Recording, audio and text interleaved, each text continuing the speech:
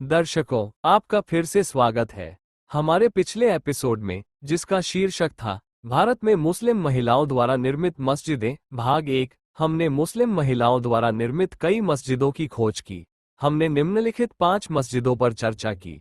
मस्जिद अल नूर, खैरुल मनाजिल मस्जिद, सुनहरी मस्जिद, जीनत उल मस्जिद, मुबारक बेगम मस्जिद। भाग 2 में हम मस्जिदों के अगले सेट पर चर्चा करेंगे, जिसमें शामिल है फतेहपुरी मस्जिद, अकबराबादी मस्जिद, सरहिंदी मस्जिद, फख्र उल मस्जिद, दिल्ली ताज उल मस्जिद, मोती मस्जिद। इन उल्लेखनीय संरचनाओं की आकर्षक खोज के लिए बने रहें।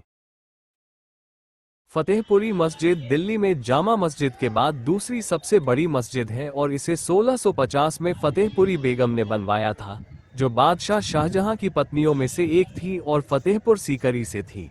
अतीत में मस्जिद के हौज को सीधे यमुना नदी से पानी मिलता था। अकबराबादी मस्जिद का निर्माण 1650 में फैज बाजार, दरियागंज में शाहजहां की पत्नियों में से एक अकबराबादी बेगम ने करवाया था। मस्जिद को बनने में 2 साल लगे थे। 1857 में भारतीय स्वतंत्रता के प्रथम युद्ध में हार के बाद अंग्रेजों ने मस्जिद को ध्वस्त कर दिया। इस अवधि में पुरानी दिल्ली में कई अन्य मुगलकालीन मस्जिदों को भी नष्ट किया गया। ऐसा माना जाता है कि यह मस्जिद पुरानी दिल्ली के नेताजी सुभाष पार्क क्षेत्र में स्थित थी, हालांकि मस्जिद का सही स्थान अज्ञात है। सरहिंदी मस्जिद का निर्माण 1650 में लाहौरी गेट पर शाहजहां की पत्नी सरहिंद बेगम ने करवाया था। ये शहर की पश्चिमी दीवार के ठीक बाहर स्थित है और जीबी रोड से लगभग 50 मीटर की दूरी पर है। कई ऐतिहासिक संरचनाओं की तरह सरहिंदी मस्जिद को भी पर्यावरण क्षरण और निरंतर संरक्षण प्रयासों की कमी के कारण खतरों का सामना करना पड़ रहा है। दिल्ली के कश्मीरी गेट इलाके में 1728 में स्थापित फखर उल मस्जिद का निर्माण नवाब शुजात खान की विधवा फखर उन निसा खानम ने करवाया था। उन्होंने अपने पति की याद में मस्जिद बनवाई थी। फखर उन निसा खानम को कनीज-ए-फातिमा के नाम से भी जाना जाता था। शुजात खान औरंगजेब के अधीन तोपखाने के कमांडर के रूप में कार्यरत थे।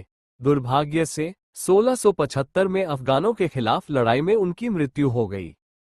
भारत की सबसे बड़ी मस्जिद ताज उल मस्जिद भोपाल की बेगमों द्वारा निर्मित एक प्रभावशाली स्मारक है, जो 4 महिलाओं के एक राजवंश है, जिन्होंने 1819 से 1926 तक शासन किया।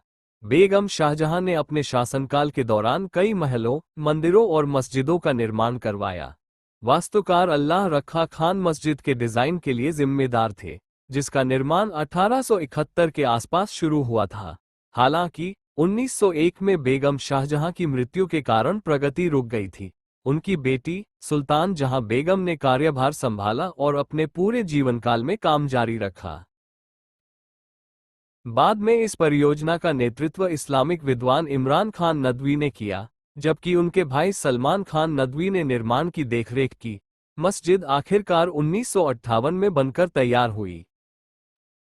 भोपाल की बेगमों में दूसरे नंबर की सिकंदर बेगम एक असाधारण प्रशासक थीं। उनके द्वारा बनवाई गई उल्लेखनीय इमारतों में मोती मस्जिद भी शामिल है, जिसका निर्माण 1860 में हुआ था। 1863 में सिकंदर मक्का की हज यात्रा करने वाली पहली भारतीय शासक बनी। इस अनुभव को उन्होंने एक संस्मरण में दर्ज किया। मोती मस्जिद दिल्ली की जामा मस्जिद से मिलती जुलती है। ये भारत में महिलाओं द्वारा निर्मित मस्जिदों को उजागर करने का हमारा ईमानदार प्रयास है। हो सकता है कि हमारी शोध टीम ने महिलाओं द्वारा निर्मित कुछ मस्जिदों को अनदेखा कर दिया हो।